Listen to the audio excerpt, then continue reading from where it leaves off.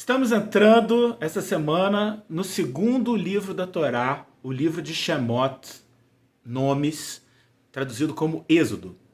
E no Zohar, no comentário do Zohar sobre a porção de Shemot, sobre a porção dessa semana, tem um artigo chamado A Vinda do Messias, que fala sobre a era messiânica.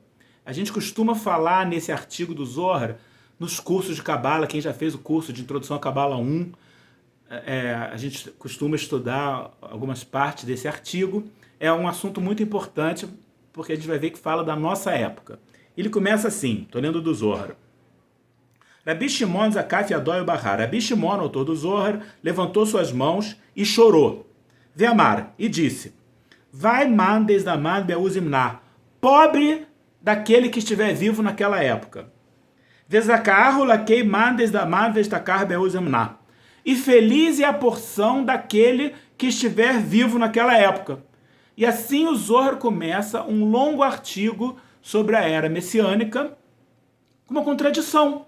Ao mesmo tempo, pobre de quem vivia naquela época e, ao mesmo tempo, feliz de quem vivia naquela época. E o Zohar, a gente sabe, foi escrito há 2000 anos atrás.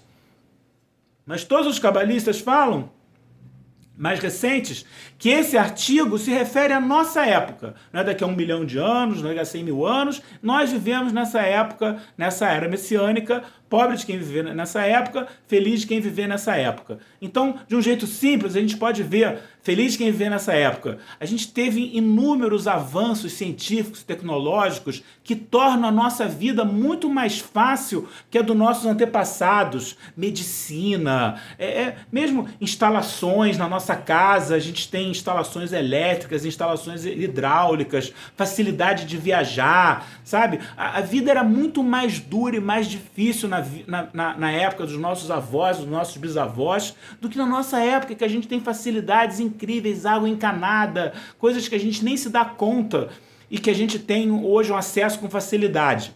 Medicina moderna, quantas facilidades a gente tem, feliz de quem viver nessa época. Mas, ao mesmo tempo, pobre de quem viver nessa época, porque a gente vê depressão, sofrimento, guerras, terrorismo, incerteza, medo, tantos problemas que existem na vida das pessoas, tantas dificuldades que existem na vida das pessoas. Então, por que o Zohar, quando fala da nossa época, da era messiânica, começa com esse feliz de quem viver nessa época, pobre de quem viver nessa época? É para nos ensinar que a nossa época é uma época de extremos.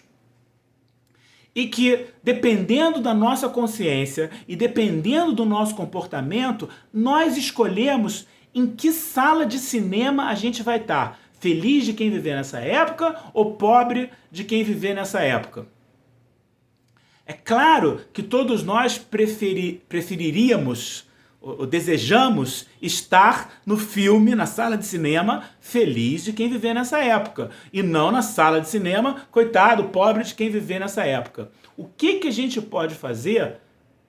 Já falei, tanto na nossa consciência, quanto no nosso comportamento, para estar na sala feliz de quem viver nessa época. É claro que tem a ver com uma conduta espiritualizada, com uma conduta de compartilhar, de não fazer ao outro aquilo que você não gostaria que te fizessem, estar andando num caminho de retidão, de decência, de conexão com a luz, pensando na luz do Criador, levando em consideração a luz do Criador, para estar no filme dos abençoados, para estar no filme do feliz de quem viver nessa época. Mas o próprio Zohar dessa semana, num outro lugar, dá uma outra dica também sobre como que a gente pode merecer estar no filme feliz de quem viver nessa época, no filme iluminado, no filme abençoado. E ele fala o seguinte, eu estou reproduzindo do meu jeito. Ele fala que nos mundos superiores existem 2 tribunais que têm 72 juízes lá em cima, no mundo superior. E que um dos tribunais é o tribunal do mérito, e o outro tribunal é o tribunal da culpa. O tribunal do mérito, que tem esses 72 juízes, vê e julga primordialmente o mérito. O que a pessoa faz de bom, o que a pessoa faz de certo.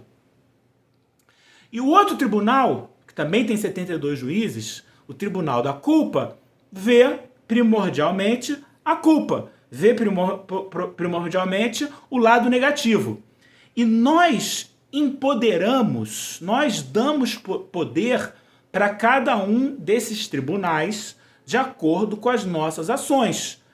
Na corte do mérito, no tribunal do mérito, o amargo vira doce, a escuridão vira luz. Uma coisa errada e negativa que uma pessoa vê, mas ela é vista de um jeito brando, ela é vista de um jeito, os cabalistas usam o termo adoçar o julgamento. O julgamento é adoçado, o julgamento é mitigado, e a pessoa acaba sendo julgada pelo lado do mérito. Já no tribunal da culpa, o negativo que é visto. A pessoa vem à tona o negativo da pessoa. Então, de novo, a nossa conduta determina se a gente vai ser julgado no tribunal do mérito e no tribunal da culpa. E quem é julgado no tribunal do mérito tem muito mais chance de estar na sala de cinema feliz de quem viver nessa época. Então, a questão é em que universo a gente escolhe estar. Sabe, na porção da semana que vem, vai começar o processo das 10 pragas que aconteceram com os egípcios. E a primeira praga foi sangue. As águas do Nilo, na verdade, todas as águas do Egito viraram sangue. Mas está escrito no Midrash que quando uma pessoa positiva ia beber um copo d'água, para ela era água. Aí vinha uma pessoa negativa, pegava o mesmo copo d'água, para ela virava sangue. Não é que para todo mundo a água tinha virado sangue. Para as pessoas boas, a água continuou sendo água. Para as pessoas negativas, a água virou sangue. E se essa pessoa negativa visse uma pessoa boa bebendo água e arrancasse o copo da mão dela, ou pedisse educadamente o copo dela para dar um gole, e a pessoa desce, na mão dela virava sangue. Não tinha jeito, na mão dela virava sangue. Então, qual é a lição por trás disso? A questão não é a história literal, é entender qual é a lição disso. É que depende de qual tribunal você está conectado. Para alguns era água, para alguns era sangue. Quem estava conectado com o tribunal do mérito era água. Quem estava conectado com o tribunal da culpa era sangue. Como a gente conecta com o tribunal do mérito? Além de, claro, comportamento, atitude, pensamentos, tem mais um ponto muito importante. Está escrito no Pirkei Avot, um livro conhecido da sabedoria judaica: julgue as pessoas pelo lado do mérito. Se esforça para julgar as pessoas pelo lado do mérito, pelo lado da bondade. Então, é muito fácil a gente ver o que tem de errado nos outros. É fácil ver o errado. Só que quando a gente procura e encontra o errado nos outros, isso nos coloca no tribunal da culpa. Isso nos conecta com a culpa. Ah, é? Você está vendo o errado no outro? Vamos te olhar também na malha fina. Vamos te olhar também no pente fino. E, meu amigo, minha amiga, qualquer um de nós, se a gente for ser passado no pente fino, na malha fina, vai ser pego. Vão encontrar alguma coisa errada, porque nenhum de nós é perfeito, nenhum de nós já está corrigido, a gente está aqui num processo de correção. E se a gente entrar na malha fina, se a gente cair na malha fina, vão encontrar alguma coisa errada em nós. Então, procurar o errado nos outros nos conecta com o lado da culpa. Eu tenho que me esforçar para ver o lado meritório dos outros. É claro que a pessoa tem negatividade e eu não sou cego e eu estou vendo a negatividade dela. Eu estou vendo o que ela tem de negativo. Mas eu vou me esforçar para encontrar o mérito.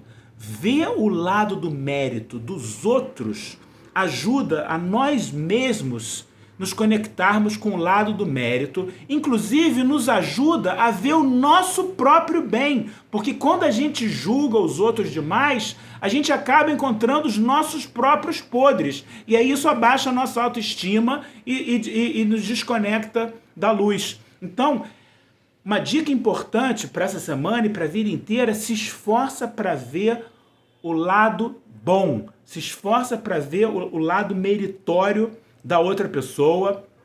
Ver o lado meritório dos outros nos ajuda a ver o nosso próprio bem e não a nossa negatividade e ficar nos culpando. Então nós somos os juízes e conforme nós julgamos os outros, a gente também vai ser julgado. Então, se a gente pega pesado e julga os outros pelo lado da culpa, a gente vai ficar no filme pobre de quem vive nessa época, porque a gente também vai ser julgado pelo tribunal da culpa, que costuma ver o que tem de negativo. Mas se a gente faz esse esforço a mais para ver o bem, para encontrar a bondade no outro, e não estou falando que é fácil, mas se esforça para ver o bem nos outros, você mesmo entra para o lado positivo, você mesmo vai ser julgado pelo lado do mérito, e você vai ter um filme melhor, feliz de quem viver nessa época.